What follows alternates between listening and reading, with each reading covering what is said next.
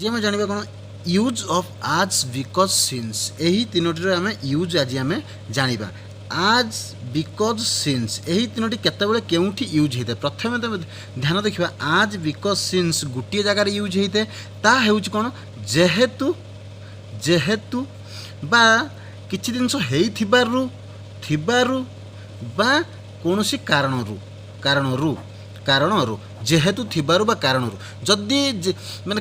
Example कोन मु पीड़ित थिबारु मु स्कूल गली नाही थिबारु आसीगला जेहेतु मु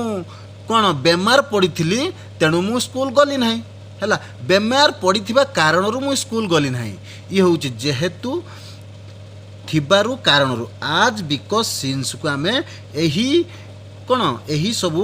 जो सेंटेंस आम तैयारी करथुवा इंग्लिश रो सेंटेंस आम तैयारी करथुवा बा उड़िया रो इंग्लिश को आम ट्रांसलेशन करथुवा एही भलिया वर्ड जदि उड़िया रे आसे आम कोन करबा आज बिकज सिंस को लगे आम वाक्य गठन करि पारिबा। चलो वर्तमान में देखिबा गोटे उदाहरण कोन होउची मु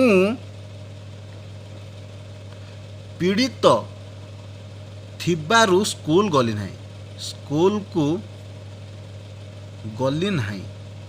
नाही कौन है ना मु पीड़ित थिबारु स्कूल गली नाही किए पीड़ित थिला ना मु पीड़ित थिबारु स्कूल गली नाही कौन है जिवो मु पीड़ित थिबारु बा मु पीड़ित थिली बोली स्कूल गली नाही कौन है आज आई वाज इल जेहेतु मु पीड़ित थिली बोली स्कूल गली नाही हैला I did not go to school मु पीड़ित थिबारु हेगला कौन आज आई वाज इल आज बा मु पीड़ित थिली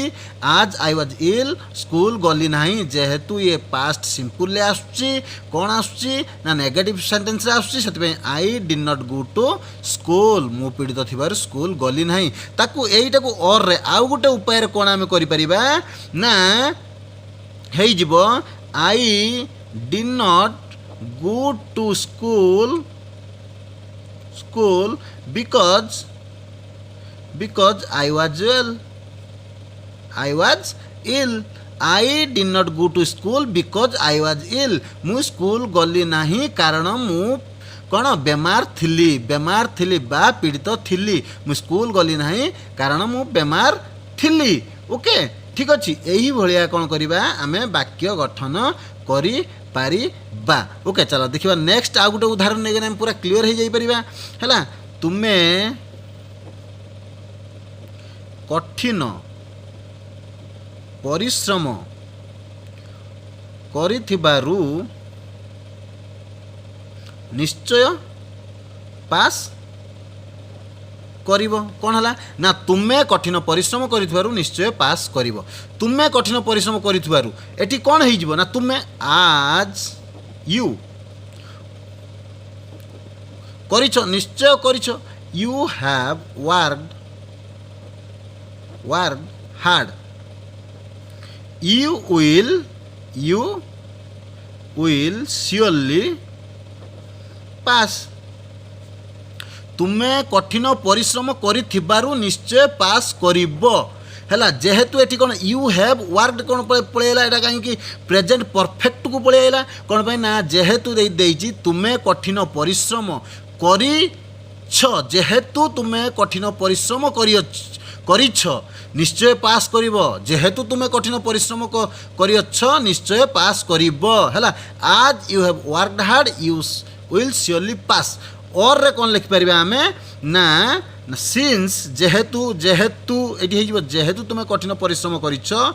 यू हैव वर्कड हार्ड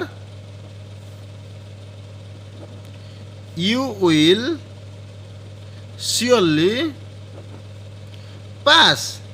हैला एई भलिया आम करियो since you have worked hard you will surely pass जेहेतु तुमे कठिन परिश्रम करिछ तेणु निश्चय पास करिवो ओके ठीक अच्छे चलो आउ गोटे उदाहरण नहीं जाए आम कौन है ना तुमे बहीटी पढ़ी नथिबारु शिक्षक तुम उपरे रागिबे हैला बा आम उड़ियाटा कौन करवा चेंज कर लिखा कौन हो जेहेतु तुमे बही पढ़ी ना शिक्षक तुम उपर रागिबे एटा ठीक एटा यही भाया कहले ठीक उड़िया रे भाया भी कहले ठीक हम उड़िया रे चलो या कौन हो इंग्लिश रे कौन आम तब करवा सेंटेंस मेकिंग करवा ना the teacher get angry get कौन हो angry with you because you have not read the book कौन है गला ना the teacher get angry with you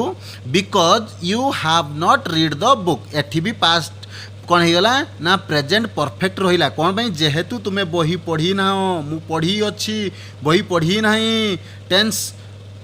present perfect tense okay से कहला the teacher get angry with you because you have not read the book okay